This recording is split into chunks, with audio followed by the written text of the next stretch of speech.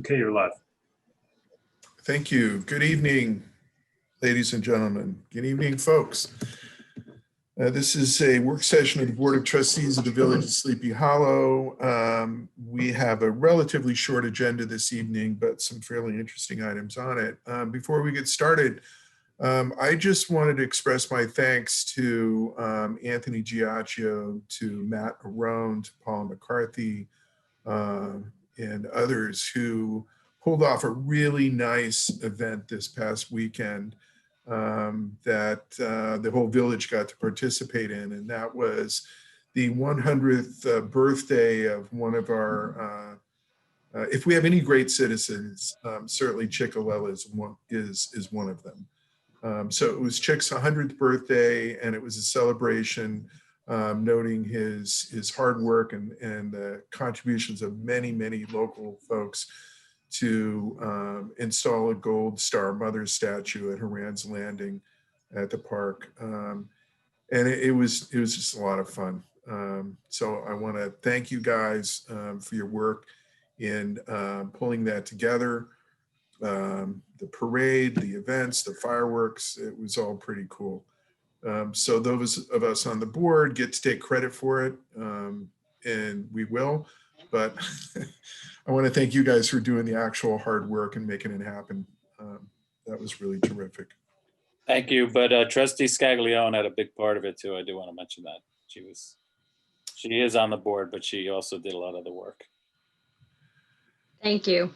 Anthony, you did most of the grunt work. You did an amazing job. So thank you for all that you did. In the words of Chick, there's no I in team. Well, don't quit your day job. Yeah. Your modesty is noted, Trustee Scaglione. Something that's often in short supply these days. So let us move on to our agenda. And first up, we want to welcome back Matt Kawada, who has done many wonderful things with his folks in this village as well, and has a proposal for us this evening. Take it away, Matt. Thank you, Mayor Ken Ray. Board, thank you for allowing me to come tonight. And first, I just want to say again, congratulations to Chick. Beautiful what the Sleepy Hollow did for him. And talking about food insecurity. So Galata House, I'm coming before the board tonight. Mayor Ken Ray, thank you for coming to Moore School in the rain and handing out the food and seeing firsthand what we have done since March of last year. Galata House, as Anthony said, there's no I in team, according to Chick. And our volunteers have were able to provide 110,000 meals as of to date and 30,000 deliveries. In Sleepy Hollow at Moore School alone, we did 4,600 meals in July up until November. And then in Terrytown, we did another 4,000 meals. In total, though, it was 110,000 meals. And it couldn't have been done without the volunteer support, generosity of the local businesses. And I just want to give a shout out to them because J&G Deli, JP Doyle's, Hudson Anchor, and Gladys Restaurant and Santorini, they played a big part. They lowered their costs, and so we could have a ton of meals given out free to the community. So this is why I'm here today. About 2 years ago, this is our 5th year, I'm asking different villages, but for Sleepy Hollow, it's called the Galata House Presents Escape from, Galata House Presents Headless Horseman Plunge. Since I graduated from Sleepy Hollow and I played football, we incorporated the Headless Horseman. We have the Headless Horseman show up on the beach at Kingsland Point. It's all for half for food insecurity because we want to focus on that this year to start it off in February. And then of families and individuals facing hardships. And then we do local scholarships. So I was able to talk to Johnny C. and he's on board. The ambulance is on board. And I just asked the board for your review and your permission for us to have the 5th annual Galata House Presents Headless Horseman Plunge at Kingsland Point Park. We will, my suggestion would be having 10 people, 10 participants at a time with masks, social distancing. When they're done, we have another 10 line up on the beach. They go in. We do have Keith Oki in his wetsuit in the river. Thanks to Keith to making sure everybody is safe. And we raise a lot of money. When we did it in Sleepy Hollow 3 years ago, we raised $5,000. Last year we raised $17,600, and it's on the Facebook page exactly what we did with the money. 100% was given out, and it's just nice to know I grew up in Sleepy Hollow and I want to make the 5th year at Sleepy Hollow. So whatever I have to do, thank you, board and Mayor Ken and Anthony for setting this up. And any questions, let me know. Yes. When? What's your proposed date? My proposed date is a Saturday, February 13th at between 12:15, 12:30 in the afternoon. Tells me what I needed to know. I will not be plunging. Even though all of the emergency workers that will have to pull me out will be there. It sounds frigid. But that's a wonderful event and it's kind of cool. And not quite polar bear, but close. Members of the board, questions? It sounds like a great event to me. I remember seeing video of it a few years ago. So, I wouldn't be participating either, but I'm happy to support it. Awesome. Thank you. I think Keith has a very good idea as far as the wetsuit is concerned. Others should borrow that idea. Yeah, if I could find one that I could fit in. I've got the life vest already. So Matt, what we're going to do is you should proceed as if we have formally approved this. Since this is a work session, we're not going to do that, but we will next Tuesday. But we're behind this 100%. And thank you for continuing to do this kind of work in the village. It's it was needed in the past, but with 2020, the way the way it went and the way this winter is going, it's really going to be needed again. Unfortunately, desperately needed. So thank you and all your folks for doing this. We appreciate it. Thank you for your leadership. Thank you to the board and Anthony, and let's rock 2021. Thank you, everybody. All right, thanks, Matt. Okay, the next item on our agenda is a presentation of a draft real estate study that has been eagerly anticipated by the board. And we commissioned Urban Strategies to put together a report looking very specifically at village-owned property here in Sleepy Hollow, and to give us an idea of what we could do with that. If we decided to redevelop it or sell it and so on. So I'm not sure who from the team is Christian, well, welcome, Mr. Di Palermo. I'll have to say Mr. because of the tie. No, Christian's fine. The tie is to just practice to make sure I could keep it making the tie correctly since it's been so long. Mhm. Anyway, can I take it away? Please. Our good evening and Happy New Year to all. Several months ago, we met with the board to discuss the scope of this real estate feasibility study. And we agreed to look at 5 sites: 11 Lawrence Street, 129 Cortlandt Street, 28 Beekman Avenue, 29 Andrews Lane, and 38 River Street. At the time, the board instructed us to conduct the study from the perspective of a prospective developer in terms of maximizing the use of the site and the taxes paid to the village. So just to place where this study fits, it's not to make the policy decisions nor set the policy priorities. We leave that to the board. This is really what can you get on the open market.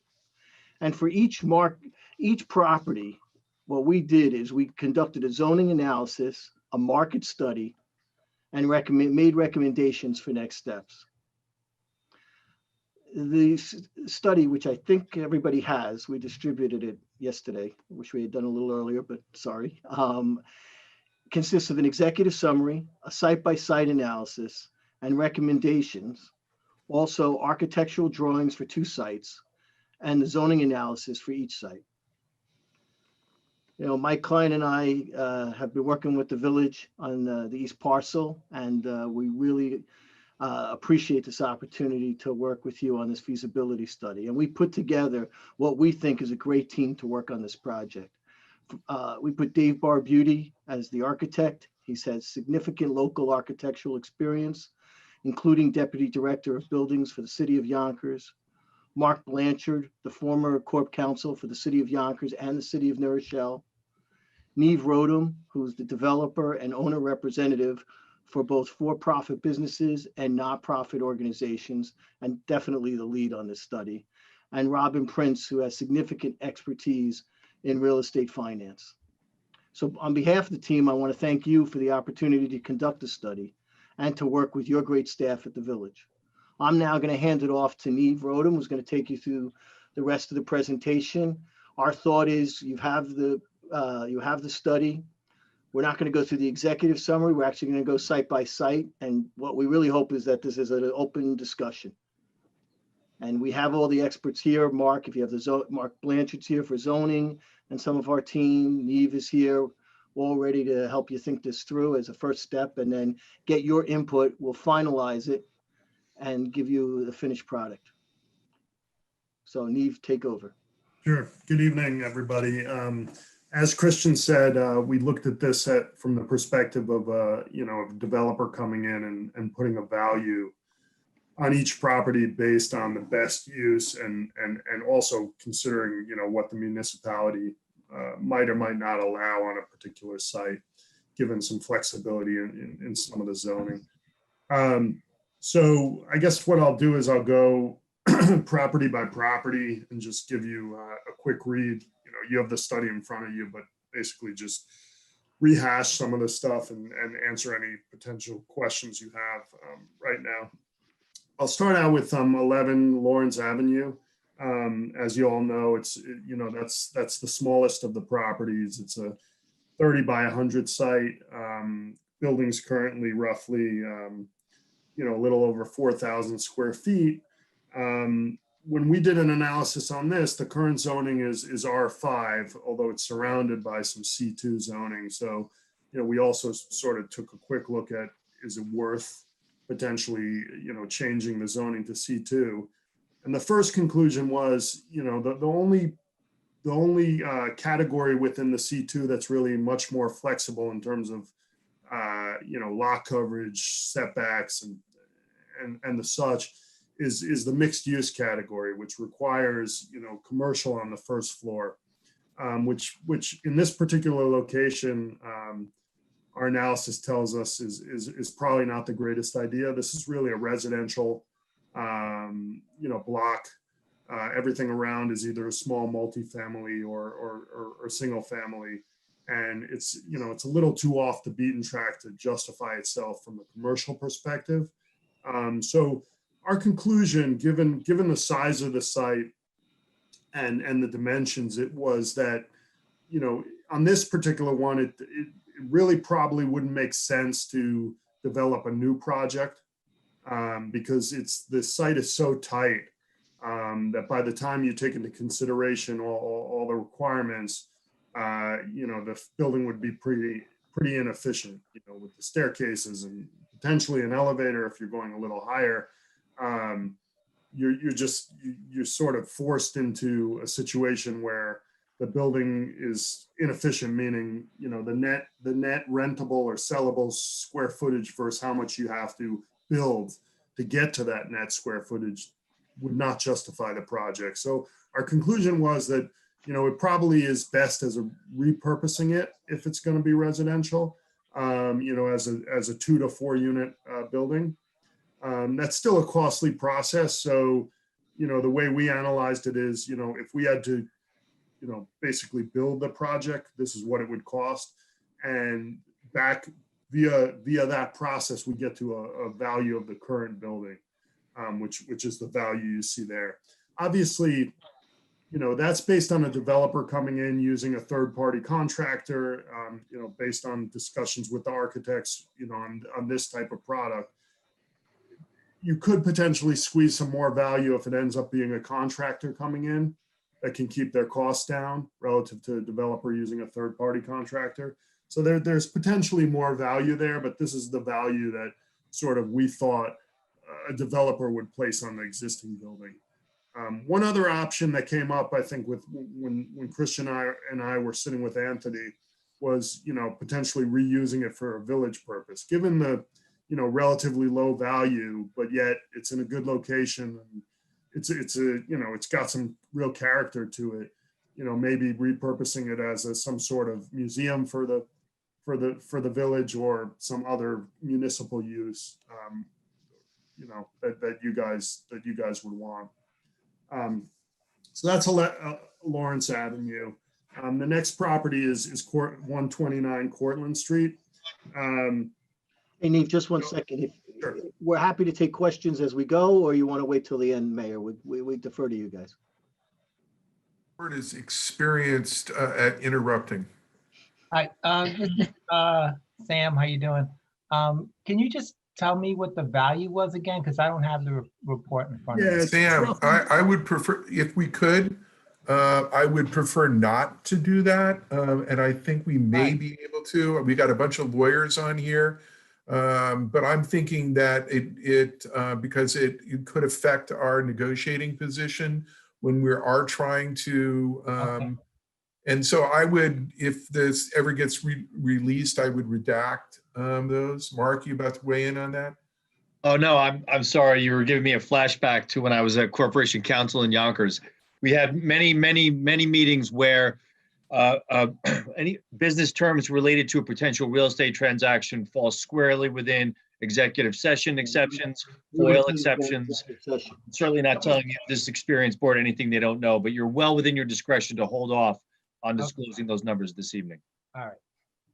One other thing I didn't get too into, I realize as we're recapping here, is in order to make this work even as a 2 to 4 unit building, there would need to be, it's in a floating zone. There would need to be some relief on setbacks, lot coverage, probably parking, depending on how many units you do there.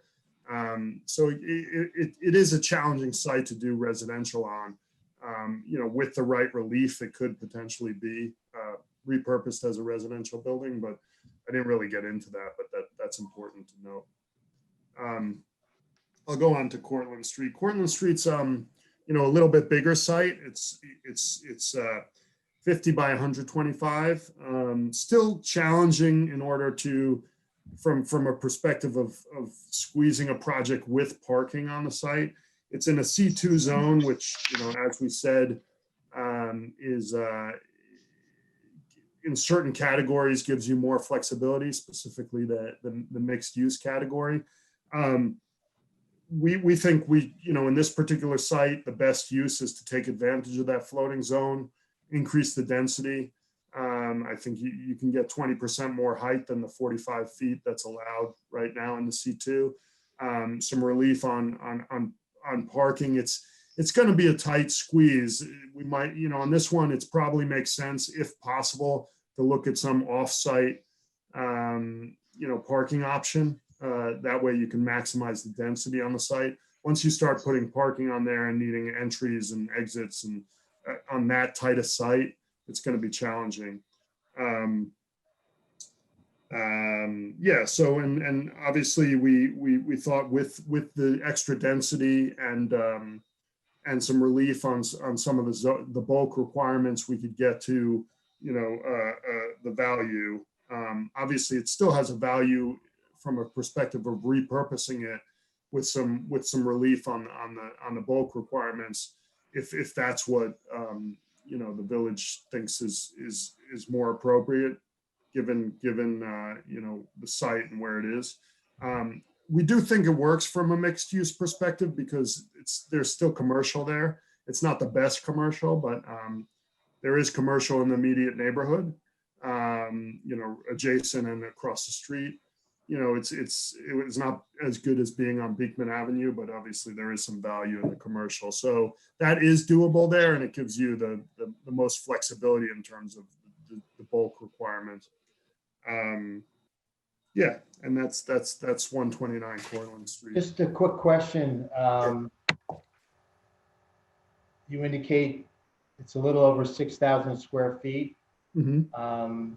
Does that include the property behind the building that is sort of an unused backyard at this point?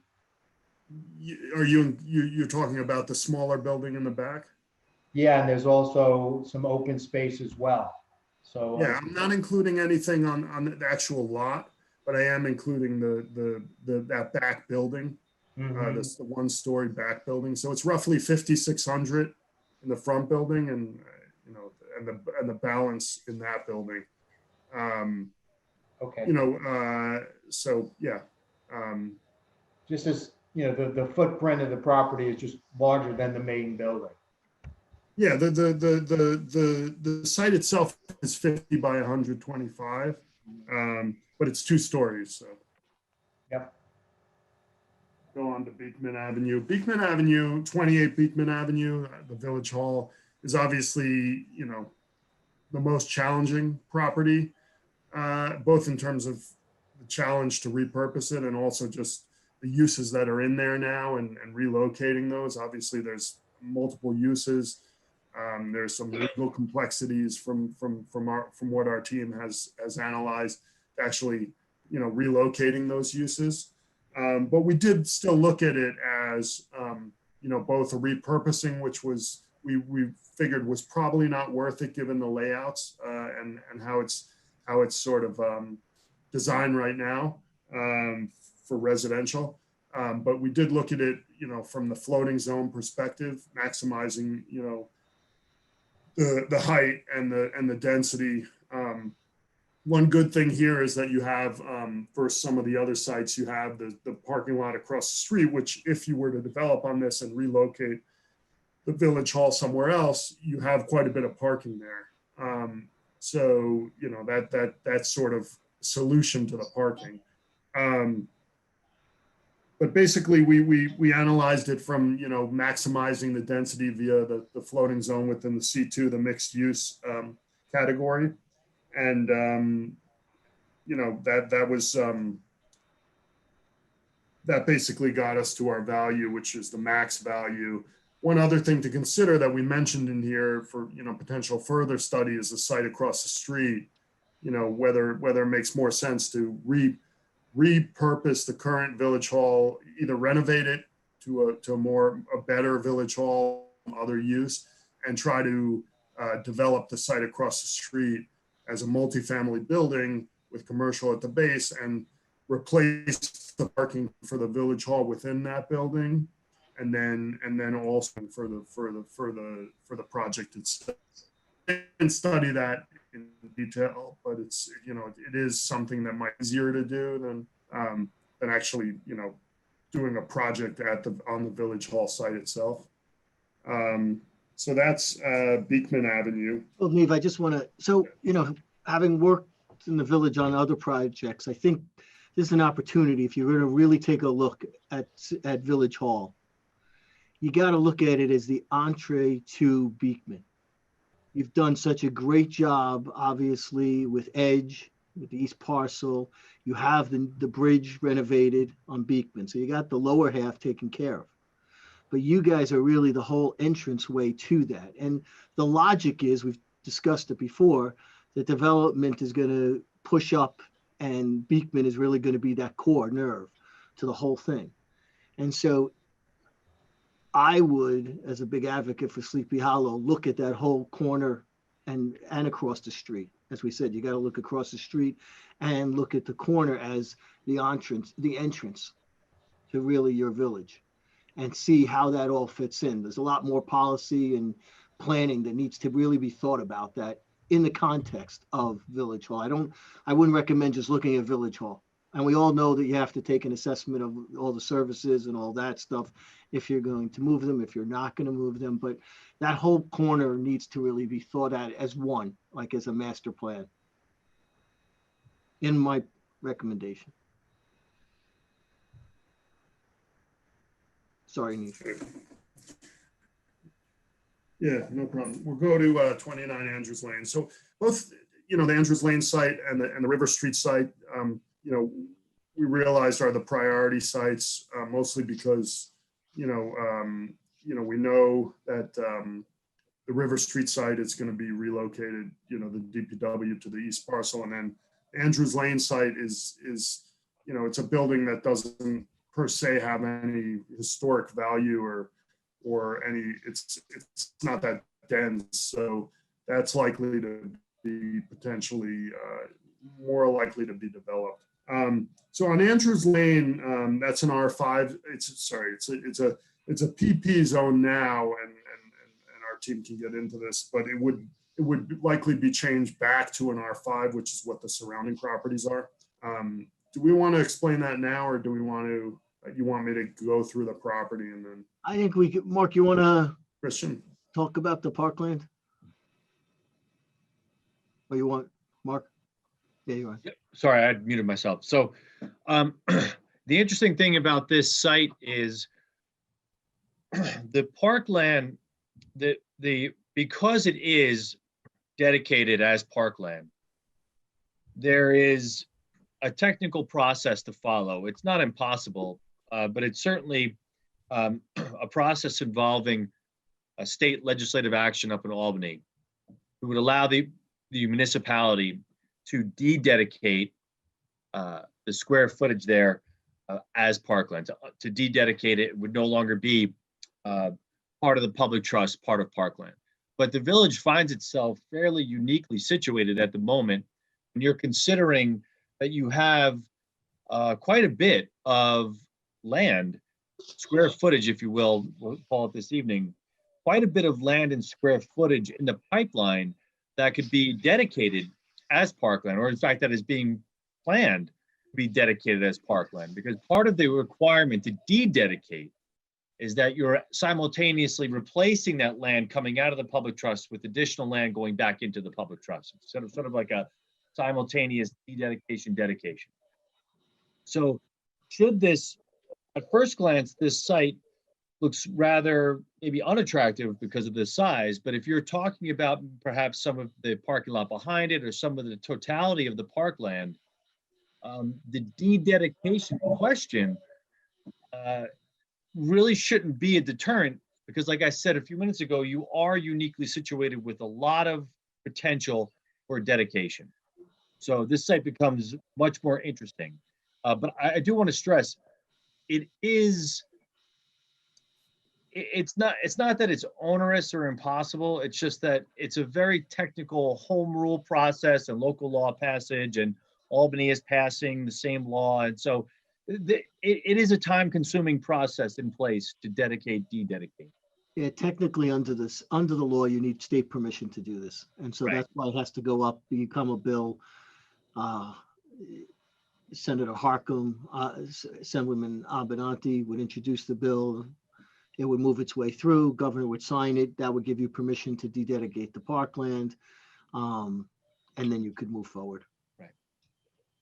You, for our purpose of the board purposes, on the draft plan suggestions that Neve, I guess, you helped put together, point out to us exactly where the parkland is. Sure. So if you're going down Andrews Lane towards the east parcel or towards the senior center, it's just it's on the other side of the ambulance site. It's just directly, if you go further down Andrews Lane from Beekman down Andrews Lane towards the senior center, you're on that side of the ambulance site. I'm not great with where it is north south, but and the parkland that you're talking about, as a potential dedication to include in the lot is in addition to, So we can get into that. Basically, you know, the ambulance site itself is currently zoned as or classified as parkland. So that has to be, I guess, dedicated or go through that process. But when we did research, it looked like part of the actual park is included in the ambulance site. So that wasn't 100% clear to us, but that's what came up in the public records, that there's a Okay. portion of the park beyond the ambulance site, basically more than doubling the size of the ambulance site, square footage wise of lot. That's included in that one lot. So there's 3 lots, it looked like, between the ambulance site, that portion of the park, another portion of the park, and a third portion of the park. That's what I could see. okay, So we did a study just based on the ambulance site itself. That's, you know, assuming an R5 zoning, which, you know, is pretty restrictive given mostly its biggest challenges are the density requirement where, you know, you need 5,000 square. It's a current, just the ambulance site is 14,000 square feet, roughly a little more. You need 5,000 square feet of ground for the first 3 units. And then you need 1,500 square feet of ground for each additional unit. So essentially you're maxing out at not that many units, even though it looks like a site that could accommodate much more. And then separately, you have a parking requirement that's pretty restrictive, and then lot coverage maximum. So we did sort of an analysis. I wouldn't call it the worst case scenario, you know, but it is, because there's still some stuff that's not 100% clear. You know, if we can use a bigger lot than just the ambulance site itself, because it's part of a bigger lot, then it gives us much more flexibility. But if it's just the ambulance site lot itself, it's pretty restrictive. But essentially, we did one that's more based on the ambulance site itself, with maybe a little bit of relief, and then one that's you know, taking into consideration a bigger lot, you know, and more lot coverage, and essentially less, you know, not as restrictive a density requirement, you know, where we could get many more units. There's no question that a building with many units, or not many, but, you know, many more units could fit on the site and still work. But we need to, you know, either incorporate a bigger lot or get some relief on some of the bulk requirements, or combo. So that's the 2 scenarios. One is, the first scenario is basically, you know, more what you can do given the ambulance site itself with a little relief. And then the other one is more, you know, if it's a bigger lot, less restrictive density, absolute density requirements, what we could do. So that's Andrews Lane. I'll go on to River Street. River Street obviously is 38 River Street is obviously the most likely to be developed. The DPW, which currently sits on there, will you know, is planned to go on the east parcel. That's an 84,000 square foot site roughly. It's as you guys all know, it's got some different slopes, and it's somewhat of a complicated site to fit the density on. So we did one analysis, the first scenario, where we took, you know, the strict density requirement, the strict parking requirements, which is, you know, you need 2,200 square feet a lot per unit under the as of right scenario. And that gets you to 38 units.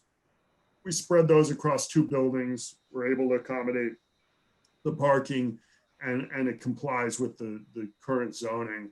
There's also an option for a special permit by the board that would take that density requirement from 2,200 square feet a lot per unit to 1,000 square feet per lot per unit, which theoretically could get you to 84 units. But given the other zoning requirements, you can't really place that much density on the site. You know, obviously with some potential waiver, maybe you could, but just in that, you know, strict density waiver. And that got us obviously to a higher value. We placed, you know, 2 multifamily buildings on the lower portion of the site, and then 10 townhomes on the higher elevation. And that obviously gets significantly more value to the site. Yeah, so I think that gives us a good rundown of the different sites and what is likely to go there. One thing to keep in mind on River Street is, you know, that's obviously a different location than the other properties. It's you know, directly adjacent to for sale product that's performing well. So it was the best use to us is clearly for sale product, both townhomes and condos, multifamily condo. So that those values are significantly higher, and so that gets the site even as challenging as it is slope wise, and you know, more value.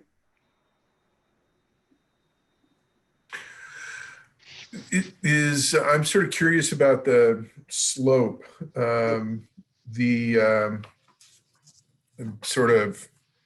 come from Southern California, where people build in really stupid places and on all kinds of slopes where they shouldn't.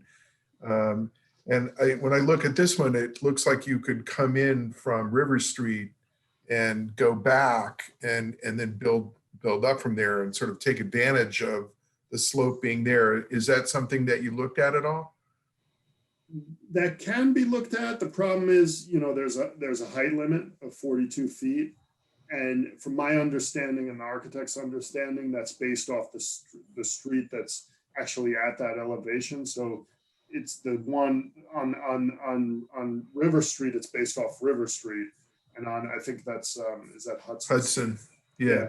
It's based off there. I mean, that is something I thought about. Put the parking, you know, it increases the cost over, you know, some potential mix of surface parking and parking within the building, but put the parking in some lower levels and then put residential above and sort of mix the site.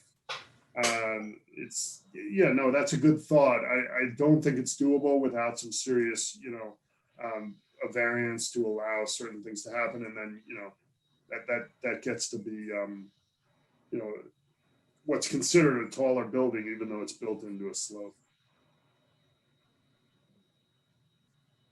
Thanks.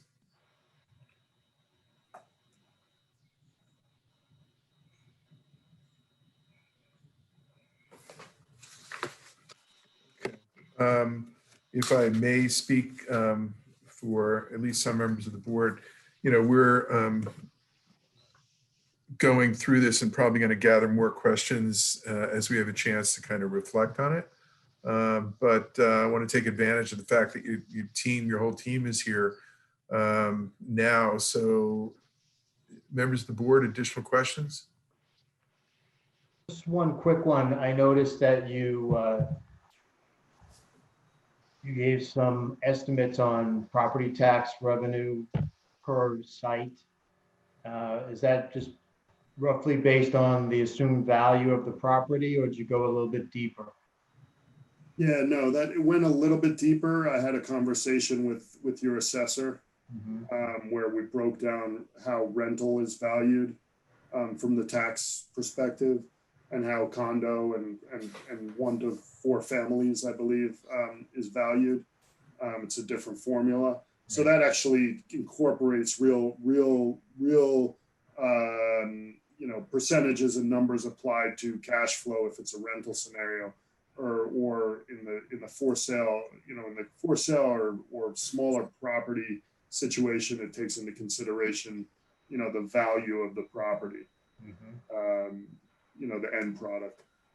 So those are educated. They're not as educated as if you got, you know, an assessor to go through each one and really, you know, do every little piece of the formula, but they're pretty close.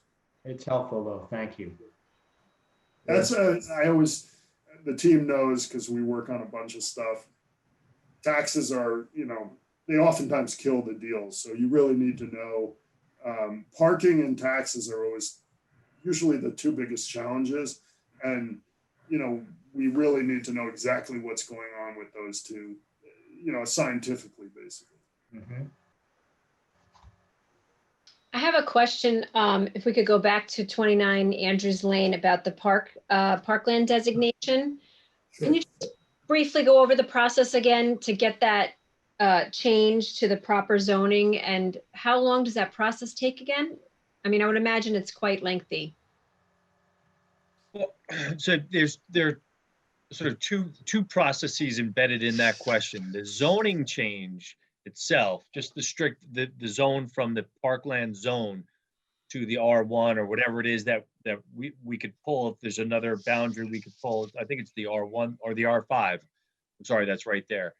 That particular zoning map change is within your legislative discretion, and that's not a heavy lift whatsoever. It's the technical dededication. So that's probably a 2 month meeting cycle. Okay. That involves the state legislative action. You're probably looking at, I'd say, because you have this unique situation of so much land in the pipeline to dedicate and offset the dededication, I'm not considering, I think you'd be very well received up in Albany. And I would say, and I'm always conservative in these estimates, but I would say you're probably looking at a 10 to 14 month process. I would agree. I would think you're looking at one session. So normally what would happen is that we brief the state elected officials. The request would go up, you'd pass a resolution requesting them to introduce legislation. They would introduce legislation in the beginning of January. They do not do it as part of the budget. They put it in, that's good. They hold it. And then when session ends in July, end of June, what they do is that they would pass it, and then it's signed by the governor by the end of the year. So it's a good 12 months, comes back to you. So then that's why Mark is saying 14 to then, take it out to demap it and then do with it what you want. But it is 14 months. I don't see the controversy some they can be very controversial in places where there's not a lot of parkland and you really can't make the swap. You're in a different situation. Now, I just have another follow-up question for that. So, I mean, it sounds like that this property is grouped in with the park that's north of it, Barnhart Park. Would we be able to, you wouldn't have to redesignate the entire parkland. You would just do that specific property, correct? Correct. Just the property that you want to demap. Okay. Which would be the ambulance corps. Right. Okay. And like Thank we you. said, that the actual ambulance site might include a small portion of the park as well, which is very advantageous if you're going to develop. So what do you mean by a small portion? Can you just give us a sense of what direction are we talking about, going north along Andrews for how many square feet? Yeah, so that's the ambulance site itself is 14,000 square feet. It looks like there's might be another like 22,000 square feet included in that lot. To go all the way to Elm Street? I mean, how far would? No. It's I can't tell you exactly, but maybe another 40 feet of frontage on Andrews and the same depth as the ambulance site. Got it. Yeah, and we're not talking about developing on that piece. It's just using it for the calculations for the lot purposes. Mm-hmm. Yeah, because there's a structure. There's like a playground right adjacent to structure with bathrooms. There's no suggestion to take any part of that park. It's So talking. it is the issue that we're dancing around right now, the fact that the ambulance corps and the parking lot and all that is sitting on parkland right now. That is true. So one would say in the zoning matter, the way we say it in zoning is it's out of compliance, but it has existed, so it's fine. And you probably put it in pre the Court of Appeals ruling, which was in the 80s about parkland alienation. Thank you for your generosity on that interpretation there, Mr. Palermo. Very unique park, even more unique than we thought. Yeah. Yeah, So, The building's over 50 years old. I know that. right, so that it was there. It had- shows. You know, what's interesting is the house right next to it is not on Parkland. So it's really right on the border. So that's interesting. I mean, you have the possibility of looking at developing it. You could have the possibility of using it for another. I would say if you're going to use it for another municipal use, that we look to it to be a park-related use. That's what my strong recommendation, and I think Mr. Blanchard would back me up on that, that if we're gonna keep it, but we're moving the ambulance corps, we should use it as a park-related, park and recreations relation use. Right. I would just to add to that, I think the tricky thing about compliance questions with zoning comes down to enforcement. You know, if you find that it's out of compliance, well, then there's the enforcement question. Being in compliant or out of compliance is sometimes just a factual determination, and it could just sit there. It doesn't have to go anywhere. And if there could be a very interesting component to the ambulance corps serving, fulfilling a public purpose and continuing to serve the community in some kind of municipal capacity. You know, that's assuming, look, we want to be very sensitive to your first responders, especially since they are volunteer first responders. So this is assuming that the ambulance corps finds adequate home if the services up the street at 28 Beacon are relocated, you know, and the fire and the police and the ambulance corps finds a new home there as well. So certainly don't want the optic in the public to make it seem as if we're trying to displace the volunteer first responders in any way. try to be pretty clear, or even if we didn't try, we've been pretty clear that the current space is inadequate. Right. And that we need to do something about it. And we're at a point in our history where we have an opportunity to do that. Yeah. And which is, quite frankly, a big part of why this site is part of this study. Yeah. I agree. I think your optic is there. I think the village's message has been consistent. But I think sometimes that gets, the potential is it gets lost, not on the individuals affected in terms of the members of the corps, but when it goes out into the public, sometimes that message can get a little frayed. But I think that here you are well positioned to have a very positive message about what you're undertaking.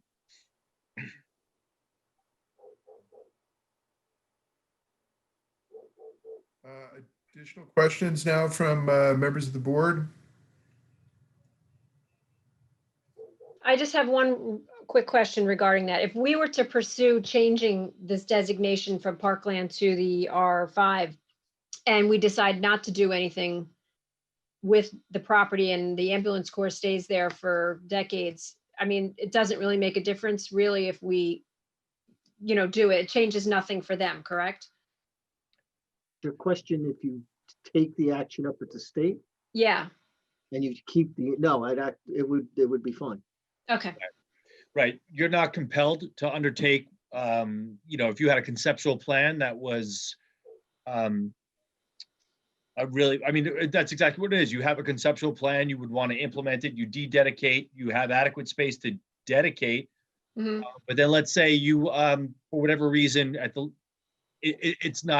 a better options come up, let's say that. You're not compelled by that process to continue with what the conceptual plan had outlined. Nobody's Right. forcing you. Nobody's going to force you to see it all the way through. That you just, if you want to do it, you need permission. Right. You couldn't do this.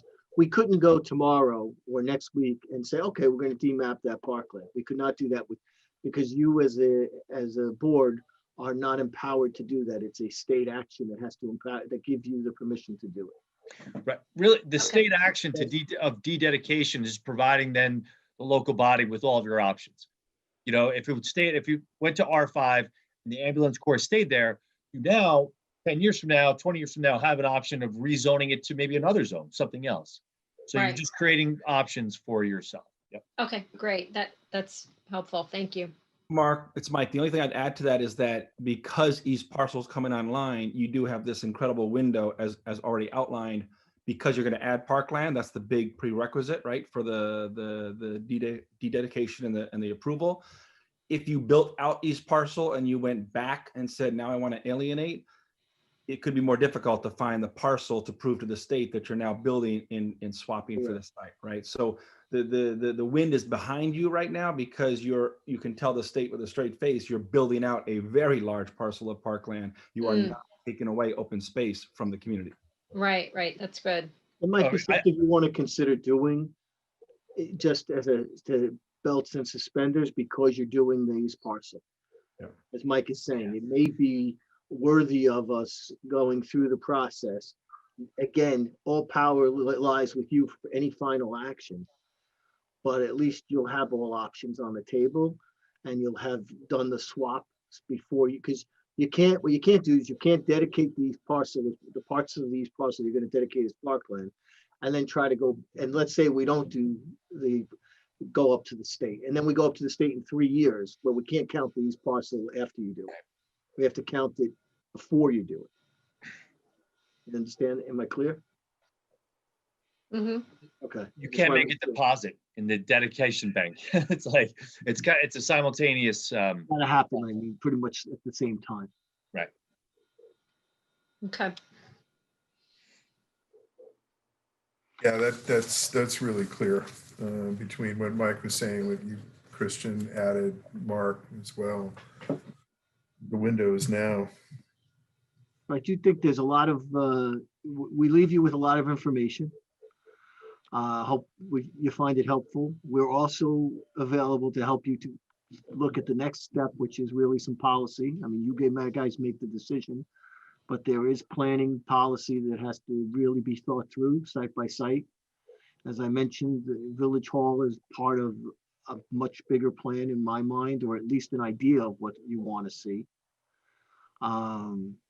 You know, Andrews with the parkland is something unique. You know, they're each kind of unique, but you know, you're in a good position. I did like doing the study for you because I think it empowers you. Most municipalities put the property up and just see what the market's going to give them. Here you're coming in a little bit with a lot more knowledge so that you have a lot more leverage and you can take the steps yourself so you get maximum value if and when you want to take any action, if you take any action.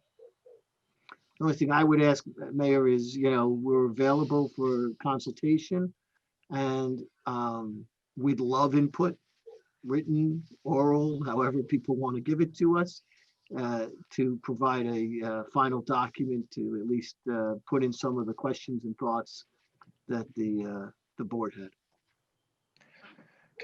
If I may, I'd be remiss if I didn't add one more thing. When we're talking about the process that you're undertaking, I was really kind of blown away, just to say it. When you look at your vision statement and your planning goals, here you have a comprehensive plan adopted in late November of 2019. Your first local law of 2020 is this strategic property redevelopment floating zone. And the themes that are carried through your comp plan into this SPR zone to get to empower the municipality to do exactly what it is that you're potentially contemplating for doing. I mean, this language in your floating zone under the statement of intent and objectives, under the development incentives and the purposes, I mean, it's just awesome how it's empowered you guys as a legislative body to look at your inventory and really, it says here, like the achievement of public amenities and a major potential for redevelopment. I mean, I think when you're considering this process, you have built a beautiful legislative foundation for you to continue. And I guess I just wanted to applaud you for that. I was blown away by how it all is fitting in. It's not like that usually for zoning. Usually we're looking backwards, we try to retroactively fix it. You guys have set a nice foundation to move forward. Well, thank you. Trustee Scaglione has already demonstrated how modest we are. Most people would say, and yes, we deservedly so, we should be modest. But we have been trying very hard to take this opportunity, to really revision what the village could be. We get huge changes happening, and we've really tried to make this work. Kudos to the deputy mayor, Glenn, for pushing us to do this study. Well worthwhile. Thank you Agreed. for the work, and I'm sure there'll be quite a few more conversations fairly soon. Yeah. Excellent. All right. Well, thank you, ladies and gentlemen. Thank you. everyone. Thank you. And look forward to further discussions. Thank Thank you. you all. Take care, everyone. You're Thank you, welcome to, everybody. as always, you're welcome to stay for the rest of our meeting. I think there's a stunningly interesting discussion coming up on intermunicipal agreements. But if you don't, we will understand. We've had a few intermunicipal agreements in our time, so we appreciate that, and we'll bid you an adieu. Okay, thank you so much. Take care. Good night and Happy New Year. Happy New All Year. right, thank Happy you. New Year. It's safe and peaceful. Oh, and I almost hit the leave button myself. That would not have been right. And then there were 5. Yeah. Our last discussion item for the evening isn't going to be stunningly interesting, but Ms. Giacchio, I believe the Northeast Recreation Agreement that was distributed earlier is something that we do or have been doing for a while, and that it is an agreement to provide services and recreation services to people with special needs who reside in our community. And from what I've seen, it's been a wonderful program. It's a great bang for the buck, certainly, when we look at that side of it, but it's something that provides for folks in our community in a way that we just simply can't provide those kinds of things. And It's got a few things going for it. It's a consortium. Many municipalities are involved. They work very closely together. They provide a service that, as the mayor pointed out, we cannot provide on our own. We don't have the skill, but we do have the need, and we have a lot of residents that take advantage of this. And it's I think, a real special program that we've been involved in for at least since I've been involved with the village, and beyond at least 15 to 20 years, I'm sure. So I recommend approving it. As you pointed out, it's not a tremendous expense to the village, and we've done it for many years. And we're more active now. I know that Mr. Roan goes to the meetings on a monthly basis, and is much more involved than we have been in the past. And I think we maximize the investment for that reason. We saw firsthand the amazing work they do. We hosted Special Olympics 2 years in a row, and it was an honor. And I think it truly inspired all of us. And it provides great value for people who could use some help. just a week. Okay, folks? Sounds good. All right, everybody, that concludes our agenda for the evening. Something incredibly aromatic is wafting its way towards me, so it is with no regrets that I say thank you and good night. Good night. Talk to you soon. Good Bye, night. guys. Bye.